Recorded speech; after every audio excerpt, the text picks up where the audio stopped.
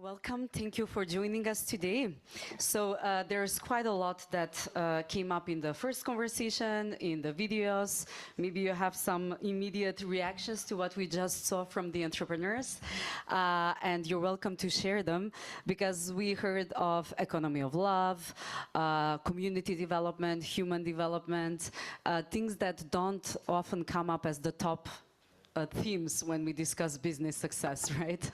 So, but maybe just to start us off, Victoria, speaking of responsible governance, what does it mean to you at this particular moment in time? And what would it mean to go beyond compliance and standards? Any also building on what we just saw in the previous videos?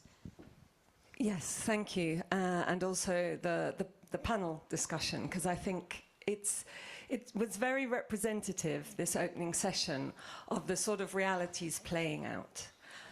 And what I was trying to present yesterday was the framework to help us to decode what's going on here and give us a better sense of it. And so I'd like to just say a couple of things on that and draw out that sort of sense-making that I think is so critical that we become armed with. So in governance terms, let's just maybe start by talking briefly about compliance. So the donut model, which I'm really glad that you used and I love, personally, I think the triangle says so much more about the whole system. And the reason I say this is because, apologies those that weren't here yesterday, because if you unroll the donut, you essentially get the compliance agenda for the world. In other words, the minimum level thresholds that we must not go beneath. Like the SDGs, the planetary boundaries and those social floors provide a sense of, right, let's do stuff, but let's not go below this level. I think we can all agree that it's critical that we comply to that. And we're far from embedding those thresholds into parameters of governance that mean that we are overseeing and accountable that our business models, that are therefore strategies, do not breach those boundaries.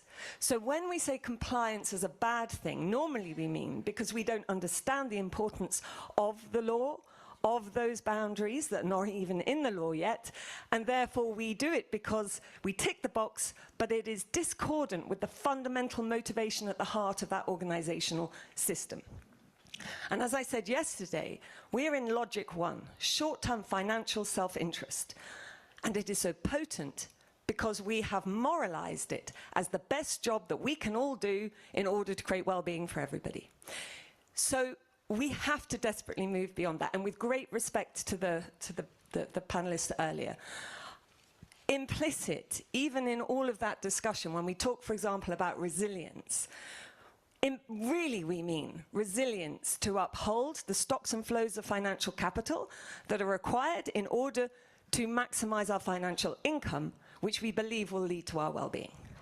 If we don't bash down those assumptions that hold our strategy in place and say yes or no to projects, and we don't, when we talk about resilience of well-being. And then, and I won't say, I don't want to take up too much time, but then looping all the way around then to these wonderful videos. And Tabor is somebody I interviewed for our book. She's incredibly inspiring. But what they do is they talk the language of logic 3. So logic 2, remember, logic 1, short-term financial self-interest. Logic 2, long-term financial self-interest, where things like ESG become rational. Logic 3, long-term other-serving interest, where you are focused on long-term well-being for all as the maximizing value generation goal, and protecting it as the parameters in the compliance agenda. Those videos embody the spirit of that logic 3. And I hope that in watching that video, you can for a moment imagine a world, that it is possible that we have a world where that is business. Thank you, Victoria. Liesl, I was going to move to you, but please start with your reaction and I will go with my question. Thank you very much, Luca. Well, what can I say after Victoria? I want to reflect, okay, what does governance mean for us today? And basically it means that leadership, my apologies, leadership must balance accountability, transparency, and purpose in this changing world that we are facing. So it means moving away from just a compliance approach to a values-based approach or a purpose-driven approach for leaders. They basically have to move away from these old, dated forms of leadership where we tick the box so that we can be compliant with regulatory systems or regulations, etc. Because that, that tells us, yes, we're compliant, but it is what we do. It doesn't tell us how we do that. Okay, so in organizations with responsible governance, you want that values-based approach. In other words, where ethics and ethical reflection basically permeates through all decision making. And of course, we know it has to include also a regular, checking in consultations with all stakeholders and giving prominence to all stakeholders, which then includes, of course, the planet. So in South Africa, what I just want to highlight where I come from, we have the King Codes on Good Corporate Governance. Now, the first King report, King 1 as we call it, was commissioned by former and late President Nelson Mandela. We asked Judge Mervyn King, who is now retired, to develop a code of good governance for South Africa. And that first King Code in 1994 basically was aligned with the federal sentencing regulations of the USA. But then there came a development, and by 2010, with the third King report, the focus completely changed to principles, okay? Not compliance, principles. And the organizations in all sectors could add that it's a voluntary code, okay? It's not legislation. But they could then decide whether they are going to comply, and if they don't comply, they have to explain. Okay. Now, the principles are already in 2010 focused on sustainability. It focused on long-term value already in 2010. We are now with the King 5 report, which will be launched in later at the end of this month. So I'm not supposed to talk a lot about it, but I will say one thing, is that it has been downscaled to 12 principles from 16 plus 1 was the previous one, and in King 3 we had 68 principles. So you can see how it all came together in that it became more succinct, but it became more dynamic. And it's all about leading with integrity, leading with accountability, and then be an ethical and effective leader. And maybe later I will talk about where corporate citizenship, that's the language that we use, comes into play, which talks about basically your ESG, your SDG, Sustainable Development Goals, etc. So look how responsible governance to me is then basically moving away from that compliance tick box approach, which served its purpose. And in some industries actually still serves its purpose. But that's not going to get us to long-term sustainability, and it will not necessarily mean that we are ethical as an organization. I can elaborate on that later, maybe. Thank you. Thank you. Thank you so much. So this fits neatly, Andrea, with some discussions that we've been having about the backlash maybe around compliance, ESG, sustainability, and now let's talk about really long-term well-being initiatives. But how can we reframe all of this so it becomes about strategy, impact, business value, and not just box ticking? Sorry. How do you see this? Thank you very. Oh, sorry. Thank you very much. I will take a little bit of contrarian view here. I think what really at the end, I mean, first of all, I do like the donut model, but it's actually a total defensive model. I mean, it's very important to be defensive, but we need to think about how we can regenerate what we have already destroyed. So I want to talk about regenerative economy. Secondly, having been at the head of big organizations, you know, it's not so easy to split between short-term concerns and long-term strategy. You need to speak to both. Just to give you an example, I was at the helm of a 1,000 people company during the COVID crisis, where we had from one day to the other, 0 income. And you're confronted to say, do I fire all the people because I haven't got because at the end of the day, the social network you're providing is also paying the salaries and the social infrastructure with it. So for me, what is important is actually is not compliance. I mean, this is legally imposed, but when you look even at Europe with a lot of very advanced laws, it has really produced little results. I mean, people are now complaining that their life standards are going down. Competitiveness has been shown in the Draghi report. It's not up anymore. Because simply by doing that, we're just doing what I call a performative sustainability. We describe what we do, but that's what we do all, and we hope we're more or less somewhere. But that doesn't generate impact. That doesn't change a thing. We really need to look much more now. And for me, the challenge with just orienting to values, which are very important, is we need to give tools to the leaders how they can transform their enterprises into something which actually generates impact. Because if you are a CEO of a big company, you have a board. Now, you might like how they think, you might not like how they think, but they will ask you also the question, what will that do as a medium-term impact? Is the company going to do enough benefit? And I'm not talking about benefit increase, but at least enough to pay what is necessary to maintain the employees, to get them a good environment, but also to invest in the future. Because just by the way, for many companies to do this impact, this is investments also in the future. So what I'm really regret today is we have made a lot in this, what I call performative sustainability. We ask reports over reports over reports. And I was just 2 weeks ago at the New York Climate Week. We had a discussion where actually it was said now those reports will be written by AI. But frankly, no one has the time to read them, so who will read them? It's AI. Frankly, this is, I mean, as some people sometimes say, garbage in, garbage out.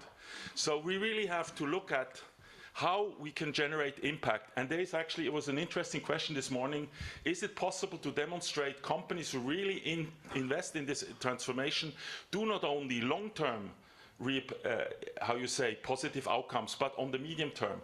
There is an incredible study by the Imperial College, which actually looks at 13,000 companies over 13 years, and they demonstrate that over this period, companies who engage, not in ESG agendas, that's the other little problem, but in really transformative actions, increase the shareholder value by 40% above average, taking out the general risk over this period, which means, and other interesting thing, those who do just performative sustainability or advocacy are actually below the average.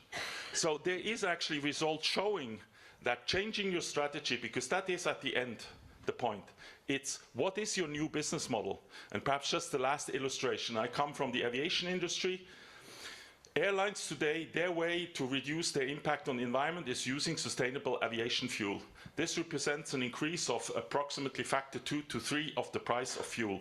Fuel represents 40% of their costs at least, and they have an average profit level of 4 to 6%. I let you do the math. That will not work. What are they doing all? They're trying to push out. I mean, they have a law now in Europe that they have to add 2% of sustainable aviation fuel, which is very little.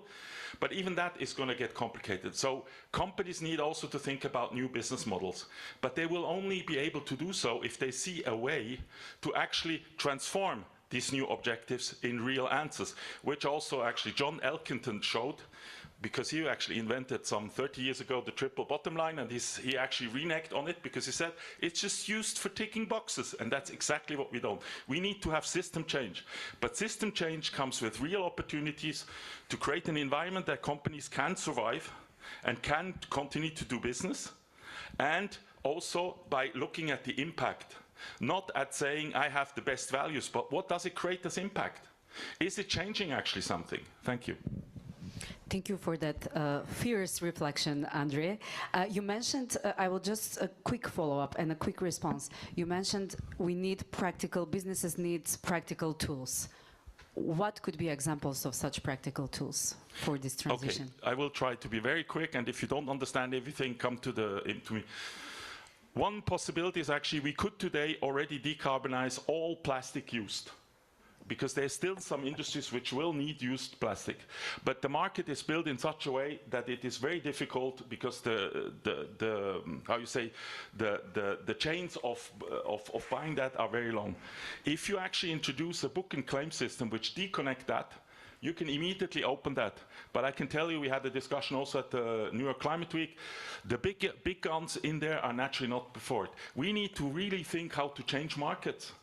It's not, I mean, you cannot just add new values and stay in the same markets. It's not working. It's a little bit like putting a new gasoline in a car. If the motor is not for it, it will just break. Thank you.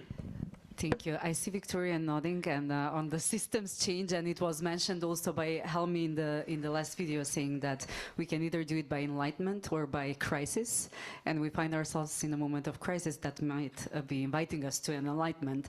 We might come back to the other speakers, but you queued up the topic of AI for us, Andre. Thank you. So we will move to Alex and have a little reflection around how is the accelerated development of AI and tech in general reshaping business? What excites you and what worries you? And what are the interactions with governance? Sorry, I'm packing a couple of questions together so that I can leave as much space as possible for the audience.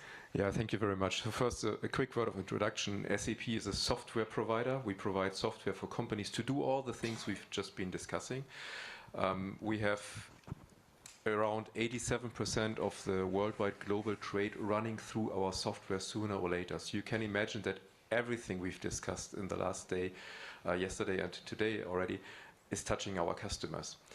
And as a software vendor, we do implement business processes.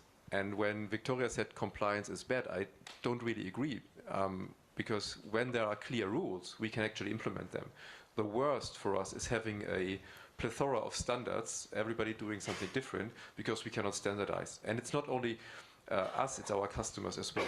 We have many companies who work in different markets, and when they have to comply to different regulations, that's work. And it's not even a question of good or bad, it's just work, because companies don't challenge that. They don't challenge whether they have to go with a rule or regulation or not, they just do it. But they want obviously to keep the effort low to do that. That is one reflection. So we are not so happy if there are many, many different approaches. And on the other side, we are very happy if there is clear guidance, because we can provide companies the tools to follow those guidance. That makes that implementation easier as well, and helps us might be to get out of the reporting aspect of sustainability we've discussed before. Right? And that is, it's true, we see that. Many of our customers are doing sustainability as a pure reporting effort, and that goes not actually into the right direction. We can do much more with the information we have there, but they don't do it because it has become a paper exercise. And yeah, Andre said it, if AI creates the report, might be AI reads the report, and then what comes really out of that? Probably not a lot. The other aspect I found super interesting is your launch towards sustainable economy, because I truly believe that that is something, when we go into a circular economy, when we reuse the resources we have, we can do something good. And I know that we have the data. So I'm sure that there is a lot of potential we don't leverage today to make the world on a very small scale just simply better by reusing what we already have in our organizations. So quick introduction to SAP and my take on the topics we discussed here. AI is a big driver, and I'm the CTO for SAP Switzerland, so I'm only dealing with Swiss customers and very much focused on this market. And I've been talking about AI for the last 2 years. So nothing else. I'm really happy when somebody comes to me with an IT topic. I have a background in network engineering and computer science and many of those things, and I really love IT, but I've been talking only about IT in the last 2 years, and that's actually good, because the big opportunity we have with AI is that it's not the answer to all the problems, by far not, but it's allowing us to have a conversation, people are fascinated by it. They touch it, they use ChatGPT, they use other language models, and they see the opportunity. They see we can do something, we can make the world better, I can make my life better, I can make my life easier, but I can truly move something. So the initiative is on the table. At the same time, there is a bit of fear that AI will cut jobs, AI will do things, and that is an ambiguity we can play very well. And we can go into this sentiment and start a discussion about changing things. So if people and companies had no reason to discuss the way they do business, now with AI they have a reason to do so. And I think we can charge that with many values, this conversation we're having there.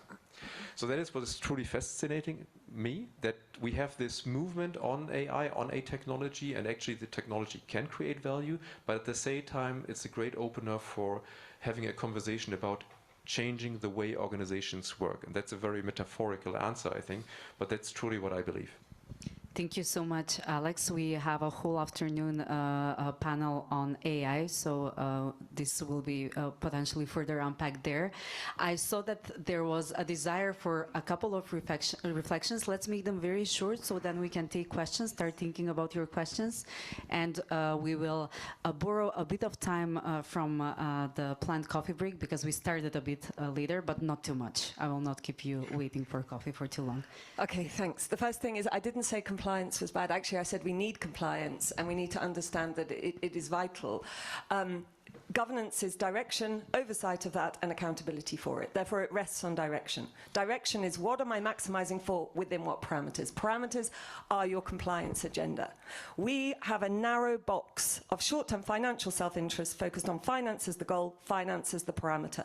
Everything else is out of sight. That is our decision-making box, and when the issues hit it, we cannot do more than what is inside it. If we want to get anywhere near the transformational solutions, you mentioned Alexander, all these things that are waiting there, the information waiting to be used to solve problems, that's just the tip of the iceberg. Low-hanging fruits. I see it in organizations everywhere. If it doesn't have a 3-year payback and only a 5, it doesn't get done. Finance is the problem at the center of the room, and we're solving for money. Until we solve for long-term well-being for all, we will never have the innovative capacity. We will never even have those potential innovations on the table to even consider. And we will not have the ability to weigh up which is better than the other, because without a clear goal and a clear parameter that's aligned with the future we want, how can we evaluate these strategies? So if there's one thing to take away from today, please, it's that we have to break that box that's containing our creativity and innovation, and we have to move to what those 2 videos were describing and what I would describe as Logic 3, and finally to say that building on the first international standard in governance of organizations, of which King 4 was, and the King Committee was a massive input, ISO 37000, we now are building ISO 3711 in purpose-driven governance. That, in my view, Andre, is the tool, is the solution, and we should co-create. And if anyone wants to get involved, let me know, because there are 174 countries that have national standards boards that can help. And that also then helps with your standardization problem, Alexander. There we go. We went into solutions. Liesl, you wanted to quickly react? Yes, on 2 aspects that Victoria mentioned. I'll start with the last one. We're also busy with Working Group 8 that looks at the impact of AI on governance maturity. So anyone wants to get involved there? It's also an ISO, hopefully leading to an ISO standard. All right, then in terms of compliance and your appeal here, Victoria, in terms of innovation, when we, and this is my message, compliance is necessary, as has been said, okay, but it stifles creativity and it stifles innovation. It gives us an organizational culture where people follow the rules because the rules are there to follow. The organization is concerned about being fined. So people just do the work because they have to do it.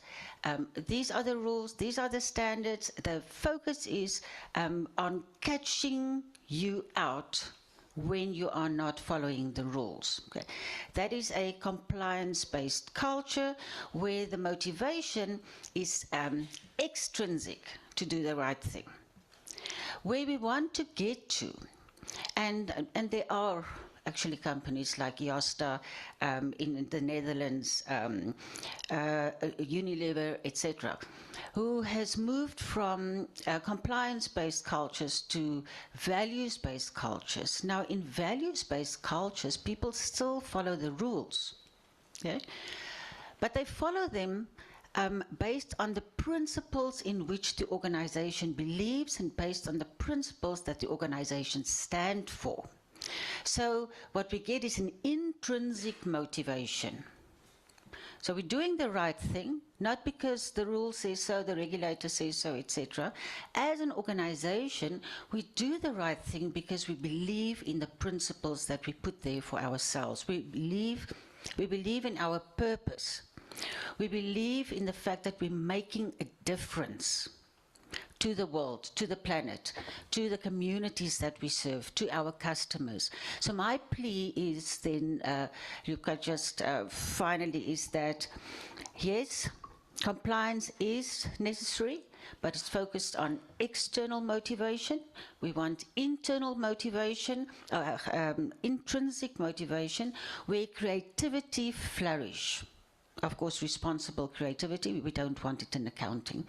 And then just to also accounting, AI just brought me now to the point with something I read this morning, which said that Deloitte is paying back the Australian government, I don't know how many Australian dollars, because AI generated the report for them, for the government, and then some academics realized that there's a book that someone that he knows apparently has written, and he thought, well, okay, no, he doesn't know about that, and he started to look into the report, and yeah, the end of it was that they were too creative, Deloitte, using AI. Thank you.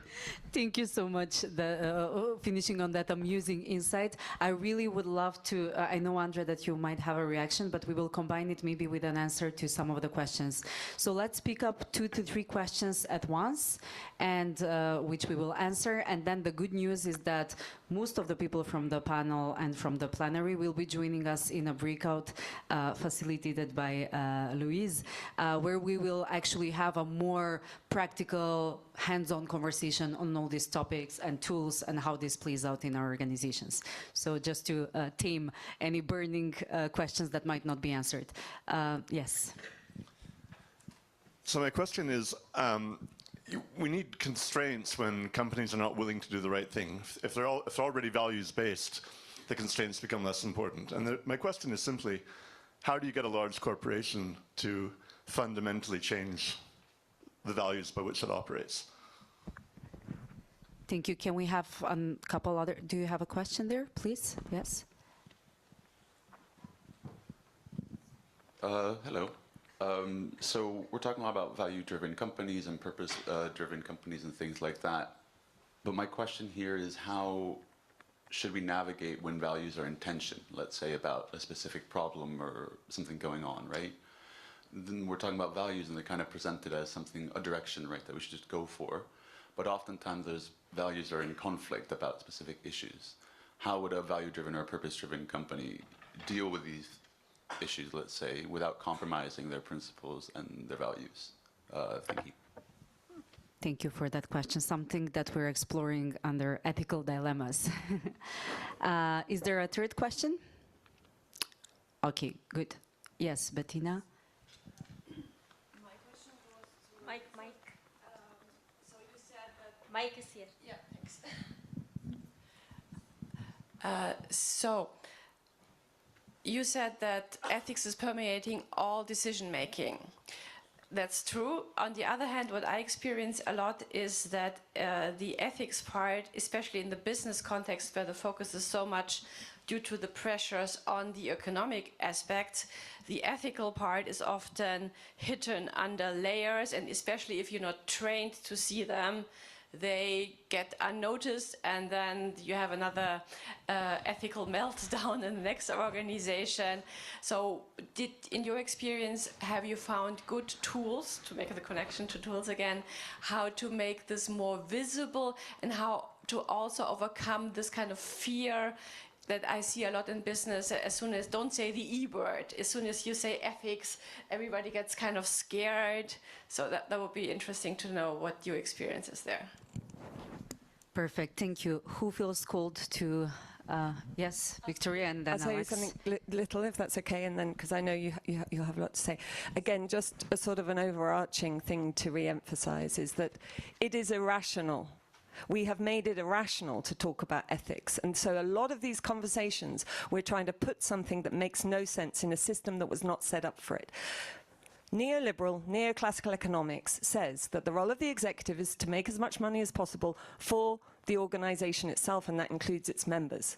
Values and ethics are a drain on that, and they divert it. And one of the reasons we went down Friedman's road is because he made a strong point about managerialism and the idea that pet projects were being pursued with other people's money. And so therefore, we just have to recognize the system of governance that is layered internationally makes it irrational.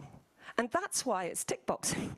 And logic, too, long-term self-interest, does something to couch some of that.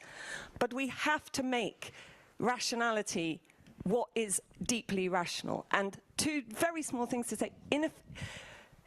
The economy, this Logic 1 economy I was describing, was supposed to achieve long-term well-being for all. That's why we buy into it.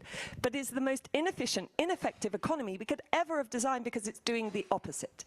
So those two things, inefficiency and irrationality. So if we want a different world, can we just move our conversation beyond and get literate about the system that's holding us in? Because I think we have so much to give once we can imagine a future that will serve us. I will attempt to answer that one about the moral dilemma of companies. I think that's something that one has to really trash out, but maybe one of my colleagues want to answer it, or I can give it a try. Okay.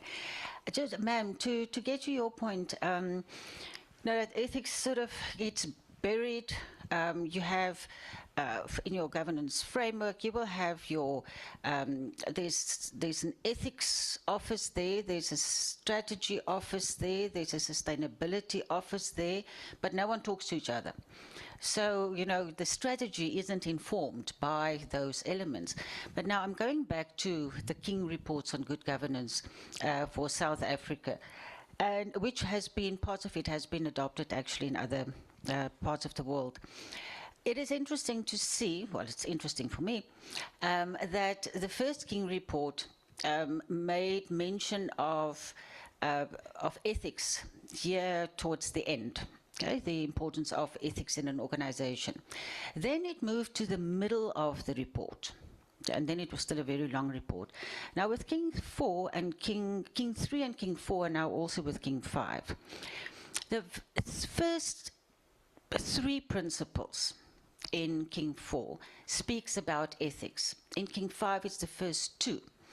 So the first principle is that the governing body should lead ethically and effectively. And then it tells the organizations, how do you do this? What should be in place? What are the characteristics of an ethical leader, etc., etc. The second, and this is where I want to answer your question, the second principle says that the governing body is responsible for establishing an ethical culture in the organization. And then later on in the practice notes of King 4, it says how. How do you do that? You have to put in systems and a framework of ethics management. And that framework entails a whole bunch of things. But it means basically that there's a deliberate effort made. It's to manage the ethics in the organization, because you have to manage it. You cannot just expect that everyone will be ethical in an organization. And there's been a lot of research done about that as well. So, and what I've found, and it relates now to what we are talking here about, is that now in the King 5, it elevates corporate citizenship. And like I've said, we view corporate citizenship as an overarching theme for ESG, for sustainability and responsible reporting and so on. It elevates corporate citizenship also to the second principle of King 5, which tells us that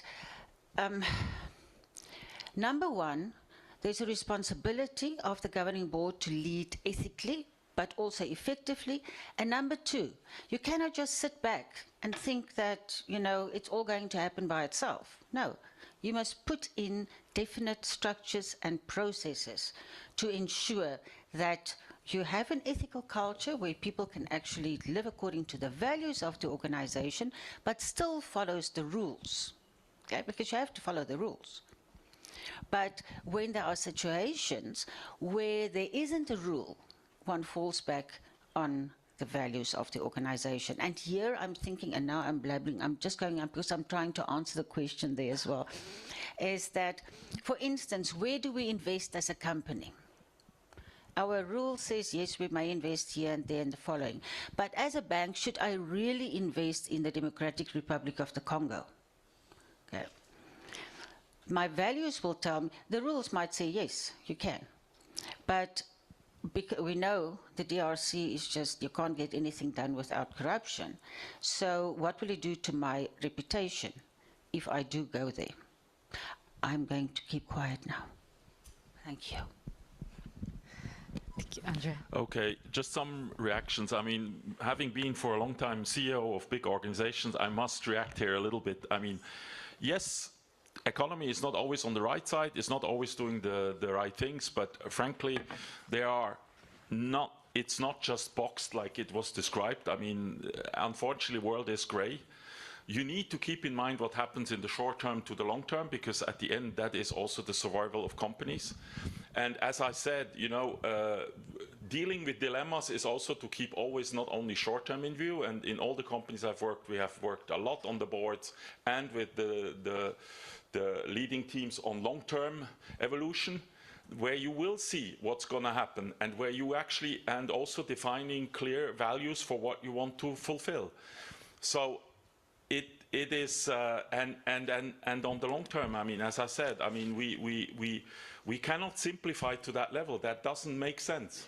It's not what's happening. But the challenge we have, for me, is we've seen some real great examples today. But the challenge is not having great examples. We need to scale them. Every year we're taking more delay to actually fulfill on it. We have to go much quicker, and we also see governments are not fulfilling on that one. They're even dealing with their own problems. So let us really construct something together which also takes into account that an objective of an enterprise is to assure its long-term survival. That is a little bit what it is. And that means also that you don't go bankrupt the next 2 years. So, and that means also you have to have a clear view. What is your future business model? What are your future markets? We have to work on that. Otherwise, everyone will have all the reasons not to do what we have to do. And sorry to say so, Europe has done a lot of regulating on it, and the results are just bad. And it has now more and more governments who are reneging on it, because they have the population who doesn't vote for them anymore, because they haven't got the level of living they want. And we're just creating opposition against it.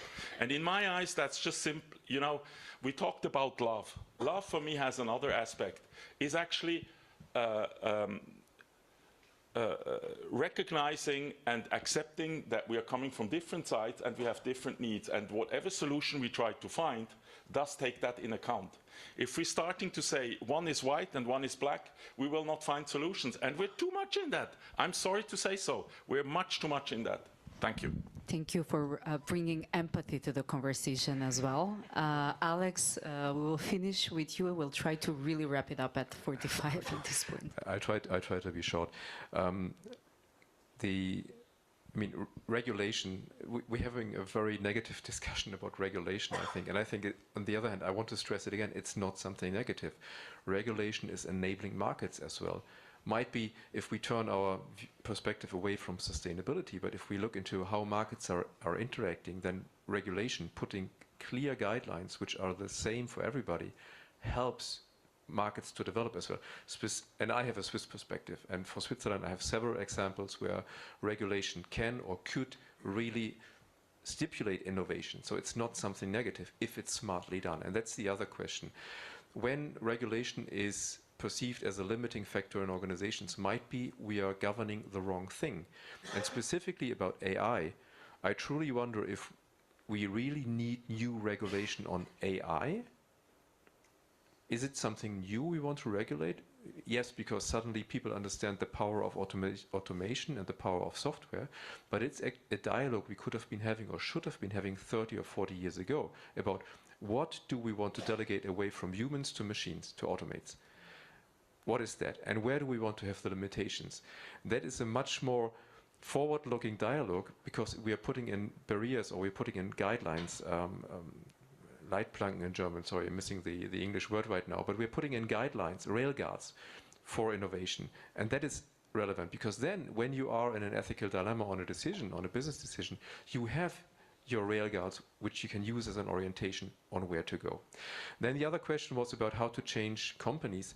I wonder if it's possible because, I mean, a CEO is an employee and he's reporting to the board, which is representing the shareholders.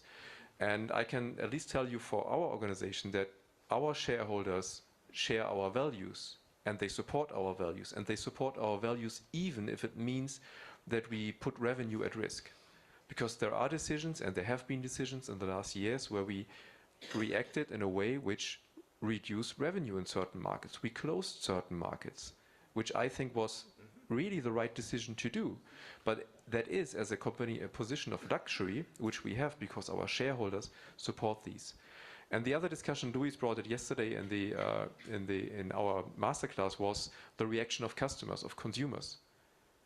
If consumers react strongly on a decision of a company, the company changes. And it might change a decision in the first time, but then when that continues and the continuous pressure of markets is there, the company will shift to another way of managing, and hopefully that can be value-driven.